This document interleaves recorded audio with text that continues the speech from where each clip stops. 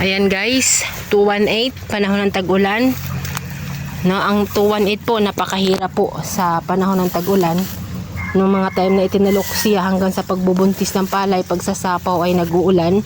Ngayon lang po uminit dito sa amin sa Infanta. So ayan po, ang ating 218, panahon ng tag-ulan. Pero yan po ay zero chemicals. Wala po yung spray. Ayan.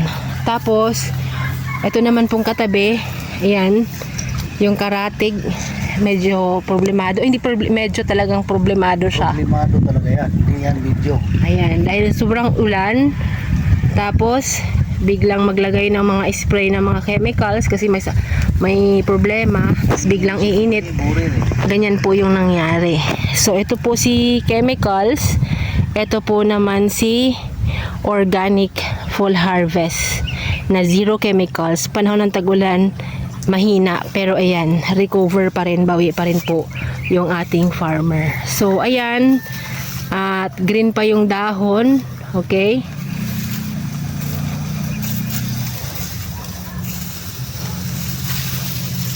So partner, oh. ayan. So sabi nila partner, maraming mga farmers nagsabi, ayaw ko mag-organic kasi delikado kasi karatig ko hindi nag-organic, ang insekto lahat sa akin eh. Pero dito ngayon partner, makikita mo itong pagitan partner, oh.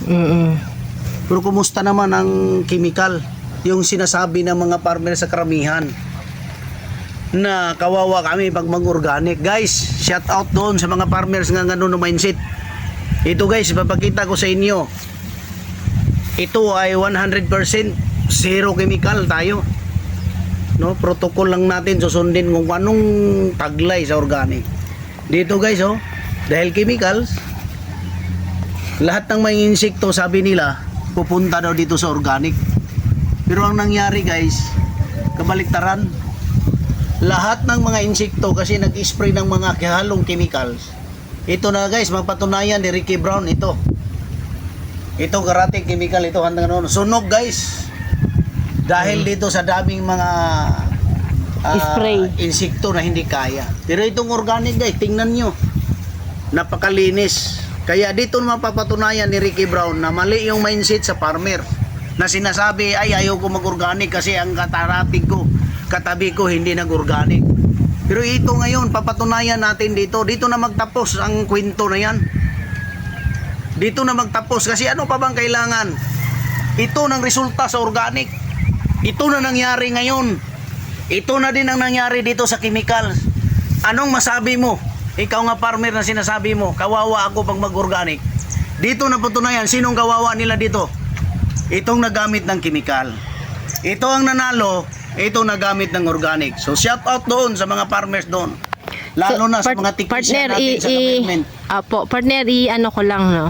So, dito, kasi nitong from January o from November hanggang nitong late February, early March, talagang ulan ng ulan. Yes. So, ito, dahil pag maulan, maraming sakit. Yes. So, spray po ng spray, lagay ng mga pataba kasi natatapon. Yes. Oh, yes, so, lagay ng lagay. Tapos, biglang aaraw ng matingkad na matingkad. Dalawang araw na matindi ang init. Yes. So, ang nangyayari, yung acidity ng soil plus yung acid ng chemical plus yung init, ito po yung resulta. Yes. Pero sa atin, sa organic, kahit anong weather, ay nakakasustain siya. Lalaban si farmer partner. Ito partner, oh. Kung tingnan mo yung sapaw, oh. O dito. Walang Oh. insekto na nalipad, oh. O yan, oh. Kaya lang, ay kahit pa paano. Yan partner, oh. Grabe yan naman, mabigat, mapinto. Pero dito, hindi natin hipuin kasi wala. Pero biruin mo ha, lumakad ka dyan, wala man lang nag-alsahan ng mga insekto. Wala. Oo. Ito pa partner kasi akala na baka ito lang ang karatig na problema, no? O dito, karatig niya. Chemical din ito. Napalibutan itong zero chemical ng puro chemical. Okay. Ayan, oh. Nangyari partner, spray ng panda mo, kita mo gubat na. Oh. Yun partner. Pero dito sa organic, bitak-bitak na yung lupa pero laman na. Okay. Dito tayo magtapos sa laman. Hindi doon sa dahon. Yan o partner o. O yan. May pagkain pa. O, walang damo. O, tuyo na. Pero dito, patay ng damo pero gubat na ang resulta. Yan partner hanggang punta do. Kumusta naman ang bunga? O. Kaya dito papatunayan ni Ricky Brown. Oo. Na Yan yung sinasabi na kawawa. chemicals. Okay. Ito lang ang bukod tangi na naka-organic. Hindi siya perfect, no? Kasi meron din siyang mga Siyempre ganyan transition tama. tayo partner eh. Yan. Pero at least, wala siyang ginastos dyan na chemicals. Oo. Hindi siya bumili, hindi siya naglasod. Panalo pa rin si farmer. Kasi ganito ang taglay, sitwasyon nila ngayon. Panalo siya. Ito. Kawawa tong nag-synthetic chemical.